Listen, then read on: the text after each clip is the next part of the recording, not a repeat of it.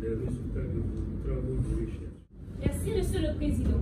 Monsieur le Président, honorants membres du jury, chers maîtres, chers invités, en ce jour solennel, mon directeur de thèse et moi avons l'insigne honneur de soumettre à votre appréciation les résultats de notre travail d'initiation à la recherche scientifique portant sur la tuberculose du sujet âgé, épidémiologie et devenir des patients suivis au centre antituberculeux de la carrière. Pour mener avec cette présentation, nous adopterons le plan suivant. Après l'introduction au bout de laquelle nous vous dirons le pourquoi de ce travail, le où, quand et comment seront abordés dans le chapitre matériel et méthode. Puis nous vous présenterons nos principaux résultats sous forme de tableaux et figures, commentés et comparés aux données actuelles de la littérature. À la fin, une conclusion et quelques recommandations viendront clore cette présentation. En effet, la tuberculose est une maladie infectieuse contagieuse due au Mycobacterium tuberculosis. Elle est à transmission essentiellement interhumaine et évolue selon le mode endémo-épidémique en Afrique. Un sujet âgé selon l'OMS est toute personne présentant un âge supérieur ou égal à 65 ans. Il représente un groupe à risque vulnérable à toute infection et en particulier à la tuberculose. Cette immunodépression est due d'une part à l'âge et d'autre part aux facteurs de comorbidité. D'après certains auteurs, 90% de cas de tuberculose survenant chez les sujets âgés sont liés à une réactivation des lésions restées dormantes pendant plusieurs dizaines d'années. Environ un quart de la population mondiale est infectée par le Mycobacterium tuberculosis. La tuberculose peut toucher tout le monde partout, mais la plupart des personnes qui développent la maladie sont des adultes, le plus souvent les hommes plus des femmes. Et les 30 pays à forte charge de morbidité due à la tuberculose comptabilisent près de 90% de cas de tuberculose survenant chaque année. La tuberculose demeure donc un problème d'actualité chez la personne âgée dont l'espérance de vie s'allonge. En France, l'incidence de la tuberculose au sein de la population âgée de 115 ans et plus est le double de celle de la population générale. Aux États-Unis, les sujets âgés de 65 ans et plus qui vivent en institution représentent environ 5%, mais ils comptabilisent 20% de cas de tuberculose. La tuberculose demeure donc un problème majeur de santé, notamment en Afrique subsaharienne, partie du monde la plus touchée. Au Cameroun, H. Bondi et collaborateurs ont retrouvé dans une étude de 1876 sur la tuberculose positive, dont 10,5% de cas de sujets âgés. La consommation d'alcool, le tabagisme et le diabète étaient des facteurs marqués associés chez les personnes âgées. Le tableau clinique sur le sujet âgé est peu spécifique et la difficulté est d'évoquer ce diagnostic chez les patients présentant une polypathologie. Toutes les formes et toutes les occasions de la tuberculose se voient chez les personnes âgées. Les évolutions lentes comme rapides, les formes diffuses adultes linéaires comme les formes focalisées, la localisation pulmonaire pleurale, mais aussi toutes les autres, sans exception de site.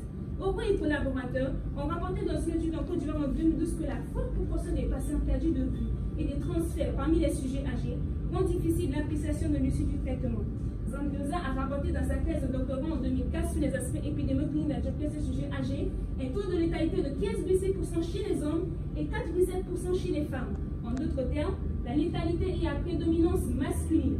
La Guinée est classée parmi les pays à forte incidence de la tuberculose. Selon les estimations de l'OMS en 2020, l'incidence de la tuberculose est de 23 379 pour 100 000 habitants.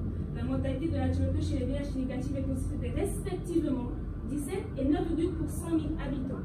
Ainsi, le taux élevé de morbidité et de mortalité lié à la tuberculose chez les sujets âgés et le fait que le centre antituberculeux de la carrière est comme le principal centre de diagnostic de la tuberculose de la ville de Conakry ont motivé le choix de ce présent thème qui avait pour objectif de déterminer la prévalence de la maladie tuberculeuse au sein de cette population, de décrire les caractéristiques socio-démographiques, de décrire le devenir des patients âgés suivis au centre antituberculeux de la carrière, d'identifier les facteurs liés au décès des personnes âgées suivies au centre antituberculeux de la carrière. Pour atteindre ces objectifs, le centre antituberculeux de la carrière nous a servi de cadre pour la réalisation de cette étude. C'est une unité de prise en charge ambulatoire du service de promotion cytologique de l'hôpital national IASTI. Il a pour vocation les soins et la formation. Nous ont servi de support les dossiers médicaux et une fiche d'enquête. Il s'agissait d'une étude représentative de type anecdotique d'une durée de 3 ans, allant de janvier 2017 au 31 décembre 2019. Notre population d'études était conçue de tous les dossiers des patients tuberculeux âgés de 65 ans et plus reçus au centre de traitement de la carrière. Nous avons inclus dans notre étude tous les dossiers des patients tuberculeux âgés de 65 ans et plus, les deux sexes confondus, reçus au centre de traitement de la carrière. Nous n'avons pas inclus dans notre étude tous les dossiers non exploitables. Nous avons procédé à un recrutement exhaustif de tous les dossiers des patients âgés de 65 ans et plus, reçus au centre de traitement de la carrière. Nos variables ont été quantitatives et qualitatives. Nos données ont été analysées à l'aide du logiciel SS23.0. Le test KID a été utilisé pour comparer les proportions. La moyenne a été calculée à l'aide du test d'ANOVA. La saisie et le diaporama ont été faits à l'aide du PACOFIS 2013. La valeur p-value inférieure à 0,05 a été considérée significative. L'anonymat des patients et la confidentialité des résultats ont été respectées. Monsieur le Président, distingués membres du jury, chers maîtres, chers invités, notre étude a connu des limites et des contraintes liées aux données manquantes et aux problèmes d'archivage. Cependant, nous avons pu obtenir quelques résultats non négligeables que nous soumettons à votre appréciation. Durant la période d'étude, 1369 patients ont consulté au centre antituberculeux de la Carrière.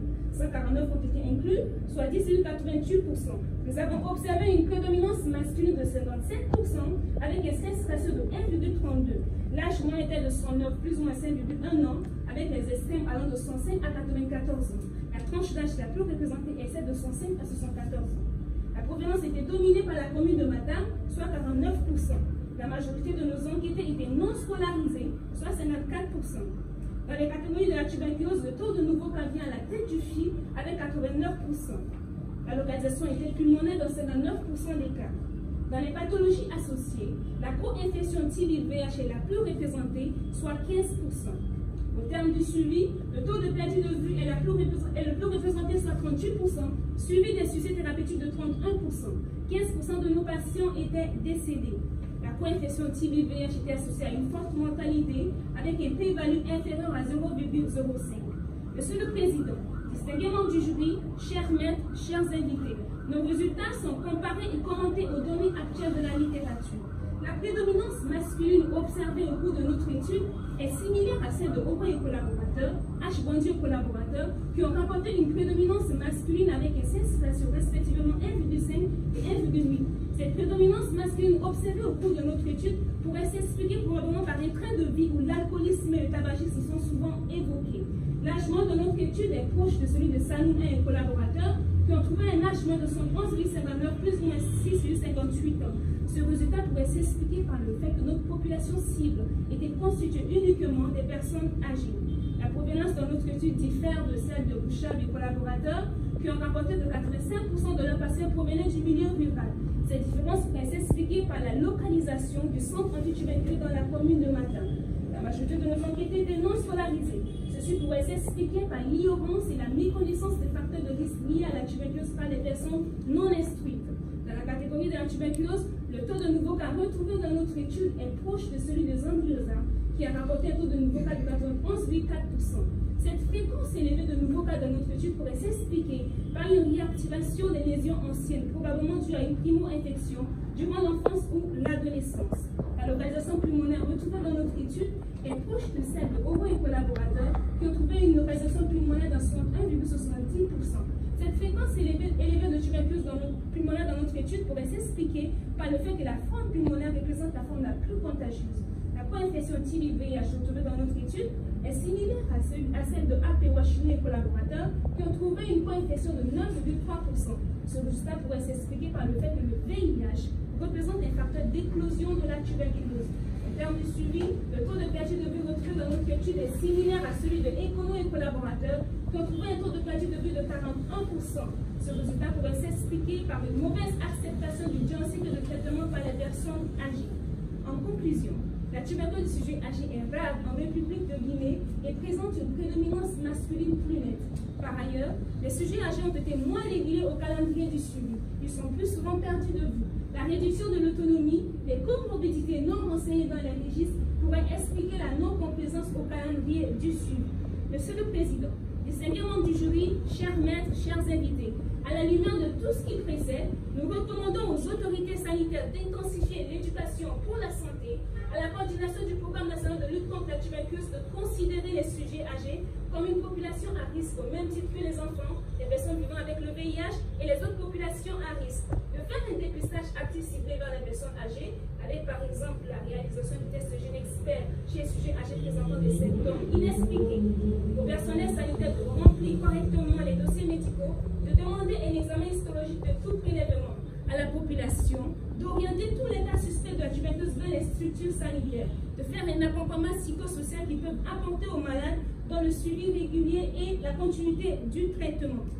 Monsieur le Président, honorables membres du jury, chers maîtres, c'est avec une joie immense et un cœur ému que je dédie cette thèse à mes très chers parents, M. Diasnabel Samlanga et Mme Dadnouba Ranbay, pour leur affection inépuisable et leurs précieux conseils. Ils n'ont cessé de prier pour moi durant mon cursus scolaire et m'ont encouragé régulièrement lorsque la rédaction de la thèse requiert plus de temps qu'initialement prévu. Je prie que Dieu leur accorde de longue vie afin qu'ils puissent jouir avec moi du fruit de mes succès. La rédaction de cette thèse a été possible grâce à la participation de plusieurs personnes à qui je voudrais témoigner toute ma gratitude. Qu'il me soit permis de remercier en toute sincérité ceux qui ont contribué à la mise sur pied de ce document. En toute première posture, je tiens à exprimer ma profonde gratitude et reconnaissance à Dieu, le Père Tout-Puissant, pour la santé et la grâce qu'il m'accorde chaque jour et nuit et qui a permis que ce travail soit réalisé. À mon cher maître, directeur de thèse, Kosefode Amara Traoré, vous m'avez fait l'honneur d'être mon directeur de thèse malgré vos multiples préoccupations. Vous avez bien voulu nous confier ce travail et le diriger. Votre disponibilité et votre acharnement nous inspirent un grand respect. Veuillez recevoir, très cher maître, l'expression sincère de notre profond respect et de notre reconnaissance. Oposa Lansanama Di Kamara, chef de service de prémostologie, c'est un grand honneur que vous m'avez donné en acceptant de présider notre jury de thèse. Nous vous exprimons notre profonde admiration pour la sympathie et la modestie qui émanent de votre personne. Veuillez considérer, cher maître, ce modeste travail comme une expression de notre reconnaissance. À notre maître et juge de thèse, professeur Mamadou Saliousso, vous nous faites honneur de juger cette thèse. À votre humanité s'ajoutent compétences et connaissances. Que ce travail soit l'occasion de vous exprimer le témoignage de ma reconnaissance et de mon profond respect. À notre maître et juge de thèse, professeur Fode Bangali Sako, nous vous sommes infiniment reconnaissants d'avoir accepté aimablement de juger ce travail. Votre compétence et votre sens de devoir nous ont profondément imprégnés. Que ce travail soit l'expression de notre profond respect et de notre reconnaissance. À notre maître juge de thèse et rapporteur Dr Ibrahim Ba, nous vous remercions d'avoir voulu répondre à notre souhait de vous avoir parmi nos membres du jury en acceptant de juger notre travail. Veuillez trouver, cher maître, dans ce travail, l'expression de notre profond respect.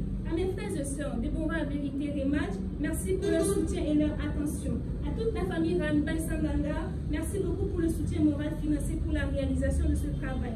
À Horace Maïdi, merci pour ton effort et soutien, ton implication intellectuelle, matérielle et sentimentale à l'égard de ma thèse. À la mission PDV qui m'a porté et accompagné toutes ces années, merci pour votre confiance et votre soutien. À la famille Enseigne, plus particulièrement Maman Corinne, mes mots ne seraient jamais à la hauteur de l'amour et l'affection que vous m'avez témoigné tout au long de mes études. J'aimerais vous exprimer toute ma gratitude et reconnaissance. Cette dédicace serait la meilleure façon de vous honorer et vous montrer à quel point vous avez été magnifique. À M. Benito Fado, que j'appelle affectueusement papa, merci d'être toujours là pour moi. Merci pour tant de fois où j'ai vidé votre frigo. Que Dieu vous bénisse. À la famille Collier et Idogo, j'ai de la chance d'avoir une deuxième famille assez gentille et adorable comme vous. Merci pour votre sympathie et vos encouragements. Enfin, je ne pourrais oublier tous mes amis que je m'abstiendrai de citer les noms de peur d'en oublier certains. Merci pour les bons moments passés ensemble, nos fous rires et nos moments de galère. Je vous souhaite à tous le meilleur. Je vous remercie.